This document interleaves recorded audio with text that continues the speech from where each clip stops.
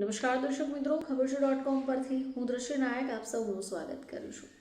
દર્શક મિત્રો, state bank of India એટલે કે એસબીઆઈમાં જો તમે ખાતું ધરાવો છો, તમે એસબીઆઈના ગ્રાહક છો, તો આ વિડીયો તમારા માટે છે.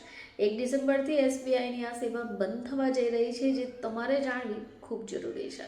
તો દેશની સૌથી મોટી બેંક એટલે કે સ્ટેટ બેંક ઓફ ઇન્ડિયા તેની ડિજિટલ સેવાઓ અંગે એક મોટી અપડેટને જાહેર કરી દીધી છે.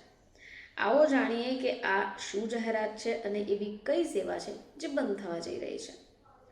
તો એસબીઆઈનો જે નિર્ણય છે એની સૌથી વધારે અસર એવા ગ્રાહકો ઉપર પડશે જેઓ પહેલાં કોઈના મોબાઈલ નંબર અથવા ઈમેલ આઈડી દાખલ કરી પૈસા મોકલી શકતા હતા.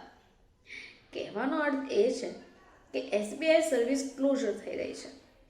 1 ડિસેમ્બર 2025થી ગ્રાહકો લાભાર્થી નોંધણી વગર એમ કેશનો ઉપયોગ કરી જે પૈસા ટ્રાન્સફર કરી શકતા હતા એ હવે નહીં કરી શકે. હવે એસબીઆઈએ એની એક વેબસાઇટ ઉપર એક નોટિસ જાહેર કરી, જેમાં તેણે જણાવ્યું છે કે 30 નવેમ્બર 2025 પછી એમ કેશ મોકલવાની અને દાવો કરવાની સુવિધા ઉપલબ્ધ નહીં રહે. ફંડ ટ્રાન્સફર માટે કૃપા કરી યુપીઆઈ, આઈએમપીએસ અને એનઈએફટી અને આરટીજીએસ જેવી અન્ય પદ્ધતિનો ઉપયોગ કરો. હવે તમને એ પણ જણાવી દઈએ કે આજે આપણે એમ કેશની વાત કરી રહ્યા છે એ છે શું. તો એમ કેશ એસબીઆઈની એક સુવિધા હતી જે ઇન્ટરનેટ બેન્કિંગ વપરાશકર્તાઓ માટે લાભાર્થી ઉમેર્યા વગર ફક્ત પ્રાપ્તકર્તાઓનો મોબાઈલ નંબર અથવા ઈમેલ આઈડી દાખલ કરીને પૈસા મોકલવાની મંજૂરી આપતો. હવે આજે પૈસા મોકલ્યા પછી પ્રાપ્તકર્તાને એસએમએસ અથવા ઈમેલ દ્વારા એક લિંક અપાતી અને 8 અંકનો પાસવર્ડ આપતો. હવે લિંક ખોલીએ, પાસકોડ દાખલ કરીએ એટલે પ્રાપ્તકર્તા કોઈ પણ બેંક ખાતામાં પૈસા ટ્રાન્સફર કરી શકે.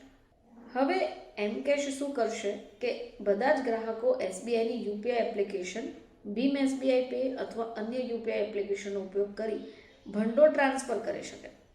હવે જો યુપીઆઈ દ્વારા પૈસા મોકલવાની સરળ રીત વિશે વાત કરીએ તો ભીમ એસબીઆઈ પે એપ ખોલી લોગિન કરી પે વિકલ્પ પર ટેપ કરી યુપીઆઈ અકાઉન્ટ, આઈએફસી અથવા ક્યુઆર કોડ વચ્ચે પસંદગી કરવી પડશે.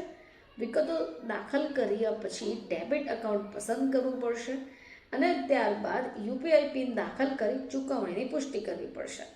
તો અત્યાર સુધીમાં જે લોકો પણ આ સેવાનો લાભ લેતા હશે તેઓ 1 ડિસેમ્બર પછી આ સેવાનો લાભ નહીં લઈ શકે. ફરીથી આપ સમક્ષ હાજર થઈશું, ત્યાં સુધી જોતા રહેજો ખબર છે .com.